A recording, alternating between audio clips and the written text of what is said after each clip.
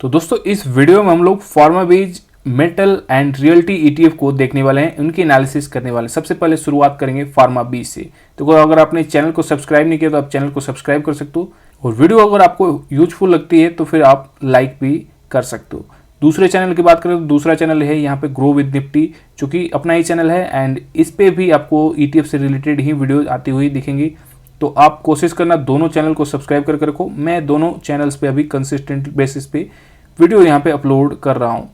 तो शुरुआत करते हैं वापस फार्माबीज के चार्ट के साथ। एंड फार्माबीज में अगर आप देखोगे तो पिछली वीडियो में मैंने आपको बताया था कि ये जो है ना, ये यहाँ से ब्रेकआउट तो दिख रहा है हमें, बट रीटेस्टिंग पे ज़्यादा लेना इसको बेटर रहेगा। क्योंकि देखो अब अल्टीमेटली हम लोग एनालिसिस कर किस ले रहे हैं, टाइमिंग करने के लिए। तो थोड़ी सी टाइमिंग कीजिए तो ज़्यादा बेटर है। अदरवाइज आप इन्वेस्टर हो और आपको टाइमिंग से कोई दिक्कत नहीं है, यानी कि आप कितने भी समय का, अगर ये 4-5 साल 3 साल 2 साल जितने समय भी ये नीचे रहता है, क्योंकि फार्मा ऐसा काम किया है पहले। मैं आपको ऐसे नहीं बोल रहा, ये जितना टाइम पीरियड मैं आपको बता रहा हूँ, ये टाइम पीरियड जो है पहले फार्मा ऐसा कर चुका है। तो इतने टाइम पीरियड तक अगर आप होल्ड कर सकते हो तो फिर कोई दिक्कत नहीं, जितना नीचे जाए फिर आप बाई कर सकते हो।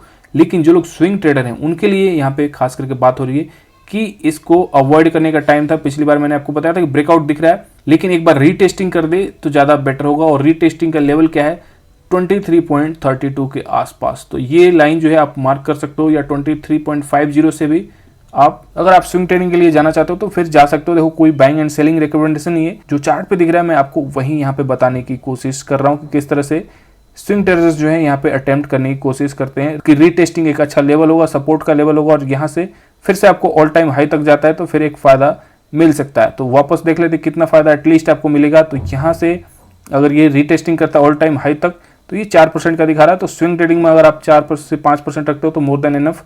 अदरवाइज यहाँ से ये ब्रेकआउट होगा और आप होल्ड करने के लिए इच्छुक हो तो आराम से आप इसको होल्ड कर सकते हो, क्योंकि मोस्ट प्रोबेबली ये जैसे निफ्टी अच्छा करेगा ना, ये ज़्यादा बेटर करने की उम्मीद इसमें है, क्योंकि ये ऑलरेडी स्ट्रेंथ में है। एंड जो सेक्टर स्ट्रेंथ में रहता है उसमें मोमेंटम रहता है। मोमेंटम में मार्केट जो है, जैसे ब्रॉडर मार्केट उसको सपोर्ट करेगा, वो काफ़ी ऊपर निकलने की कोशिश करेगा। तो यहाँ पे दो सेक्टर्स ऑलरेडी हम बात कर रहे हैं, आईटी एंड फार्मा की, दोनों मोमेंटम में है, ठीक ठाक मोमेंटम में। बट यहाँ पे फार्मा की बात करते हैं तो टारगेट यहाँ पे आपको पता चल गया, लेवल्स पता चल गए होंगे। अब आते हैं मेटल के चार्ट पे। देखो ये है CNX मेटल, यानी कि सेक्टर का चार्ट है। वापस मैं आपको ETF पे भी दिखाऊंगा लेवल्स, बट एक बार सेक्टर के चार्ट पे आप देखो। इसमें जो स्विंग ट्रेडिंग के लिए हमने बात की थी कि जो लेवल्स हैं ये सपोर्ट के लेवल के आसपास घूम रहा है। अभी मैं आपको एग्जैक्ट लेवल बता दूंगा, बट यहाँ पे एक चीज़ और दिख रही है, ये ट्रेंड लाइन जो है नीचे की तरफ है, यानी कि सेक्टर में स्ट्रेंथ नहीं है। जिस तरह से फार्मा में आपने देखा, फार्मा ऊपर जाने की कोशिश कर रहा है, इस तरह का स्ट्रेंथ हमें दिखना चाहिए, क्योंकि निफ्टी जो है ऊपर जा रहा है तो मेटल को भी यहाँ पे ऊपर आने की कोशिश करनी चाहिए। अगर आप स्विंग ट्रेडिंग के लिए देखना चाहते हो तो मेटल को तो पहले अवॉइड कर देना है। और मेटल जो है बहुत ही साइक्लिकल नेचर का है, रेंज बाउंड एक्शन बहुत ज़्यादा चलता है, गिरावट भी बहुत ज़्यादा होती है। तो इस चीज़ को आप फैक्टर को ध्यान में रखना है, यानी कि इन्वेस्टर्स जो हैं वो खास करके ध्यान रखेंगे। ट्रेडर जो हैं वो जब तक सपोर्ट रेजिस्टेंस का काम यहाँ पे नहीं देखेंगे, क्योंकि ट्रेडिंग करने के लिए आपको लेवल्स चाहिए। अब जैसे यहाँ पे एग्जांपल्स देता हूँ, अब यहाँ पे आप देखोगे तो एक रेजिस्टेंस का ब्रेकआउट हो रहा है, यहीं के आसपास रीटेस्टिंग हो रही है। इसको कैंडल में देखो, रीटेस्टिंग आपको एकदम क्लियरली इसी के आसपास देखने को मिलेगी, रीटेस्टिंग, एंड देन आप वापस ऊपर जा रहे हो। तो यही सेम चीज़ मैं आपको यहाँ पे भी फार्मा पे भी बताने की कोशिश कर रहा था। रीटेस्टिंग हो जाए उसके बाद जाना आप बेटर होगा। मेटल में देख लें तो मेटल में अभी जो है ये लोअर लो तो बनाया जा रहा है, क्योंकि देखो पिछला लो इसके ऊपर था, उसके बाद नया लो बनाया, उसके बाद फिर से नया लो बनाया। तो ये वीक है, क्लियरली वीक है। ट्रेंड लाइन भी नीचे इसको दिखा रहा है कि ये नीचे की तरफ जा रहा है। तो स्विंग ट्रेडिंग के लिए मेरे हिसाब से इसमें अवॉइड कर देना चाहिए। बाकी इन्वेस्टर्स जो हैं अगेन टाइम देने के लिए तैयार हो तो टाइम देने के लिए आप देख सकते हो कितना टाइम आप दे सकते हो। और अगर आप ऑलरेडी इसमें फंसे हो, यानी कि पहले आपने लॉट लिए हैं, तो फिर देखो फर्दर जो है एवरेजिंग करने से बेटर है ना कि जो सेक्टर स्ट्रेंथ में है या तो उनमें जाओ, या multi sectoral ETF best choice होगा। मल्टी सेक्टरल ETFs जैसे कि निफ्टी, NB20 बीज, ये कोई बाइंग सेलिंग रिकमेंडेशन नहीं, जस्ट मैं बता रहा हूँ आपको कि मल्टी सेक्टरल किस तरह से ETFs होते हैं। स्मॉल कैप, मिड कैप, ये सारे मल्टी सेक्टरल ETFs हैं, क्योंकि मेटल यहाँ पे कोई स्ट्रेंथ नहीं दिखा रहा। तो वापस आ जाते हैं मेटल के ETF के चार्ट पे, एंड यहाँ पे भी सेम आपको वैसा ही ट्रेंड लाइन देखने को मिलेगा। नए तरह के लो बनते जा रहे हैं, तो भाई क्लियर कट अवॉइड है मेरी तरफ से। देखो सेक्टर का क्या है ना, कोई भरोसा नहीं होता, तो ये एनालिसिस गलत भी जा सकती है। मैं क्लियरली बोल रहा हूँ, बाद में बहुत सारे लोग कमेंट में बोलते हैं। तो अल्टीमेटली जो डिसीजन है ना वो आपका होना चाहिए। यहाँ पे प्राइस एक्शन के हिसाब से यहाँ पे इंडिकेशन बोल रहा है कि नहीं, तो बाकी आपका कॉल होना चाहिए, क्योंकि पैसे आपके लग रहे हैं, पोजीशंस आपकी होगी, लॉस भी होगा तो आपको होगा एंड प्रॉफिट भी आप ही को होगा।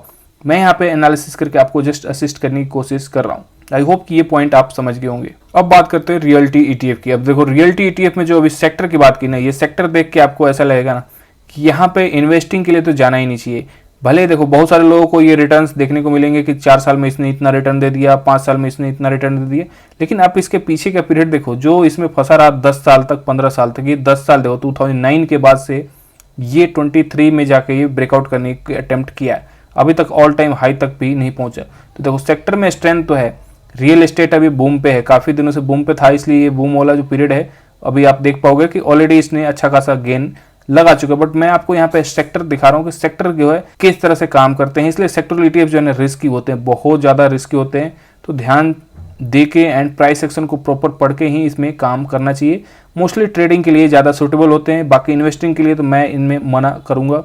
बाकी आपका कॉल होना चाहिए, जैसे कि मैंने बताया, पैसे आपके लग रहे हैं तो कॉल आपका होना चाहिए, क्योंकि नए लोग जो आते हैं उनको ये जो जस्ट 2 साल का डेटा दिखता है एंड उनमें पता चलता है कि ये ईटीएफ जो है बहुत ज़्यादा रिटर्न दे चुका है, लेकिन हिस्ट्री मैंने आपको दिखा दी। वापस आ जाते हैं करंट टाइम पे कि प्रेजेंट में इसमें क्या हो रहा है। तो देखो प्रेजेंट में मैंने आपको बताया था कि यहाँ से एक चैनल अगर ड्रॉ करेंगे तो ये एक डाउनवर्ड स्लोपिंग चैनल में काम कर रहा है।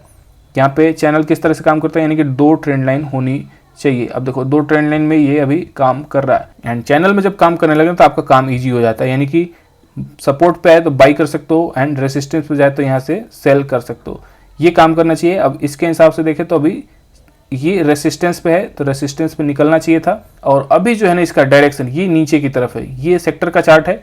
अभी वापस आ जाते हैं रियल्टी के, यहाँ पे रियल्टी ईटीएफ के चार्ट पे भी एमओ रियल्टी, मोतीलाल ओसवाल की तरफ से रियल्टी ईटीएफ आता है। इसमें भी कुछ अलग नहीं बन रहा, क्योंकि जो सेक्टर दिखाएगा वही रियल्टी ईटीएफ भी दिखाएगा। तो वहाँ पे मैंने आपको दिखाया सेक्टर के चलते कि सेक्टर जो है किस तरह का, ये डेंजर सेक्टर है। डेंजर सेक्टर में आप देख पाओगे, तो इसलिए यहाँ पे अब देखो ये काम किया जा सकता है। अभी यहाँ से निकला है तो ये मोस्ट प्रोबेबली नीचे आने की कोशिश करेगा। अगर इसके आसपास आता है तो फिर आप यहाँ से ऊपर जाने के लिए इसमें एक मौका ले सकते हो। बाकी अभी तो देखें तो अभी बीच में कहीं फंसा हुआ है।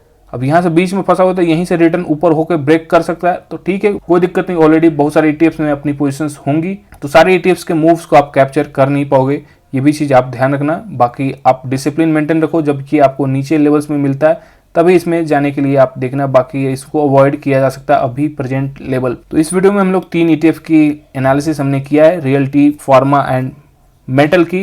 एंड आई होप कि ये तीनों ईटीएफ्स में जो भी एनालिसिस हमने की आपको पॉइंट समझ में आया होगा, काफ़ी कुछ सीखने को मिला होगा। चलो मिलते हैं नेक्स्ट वीडियो में।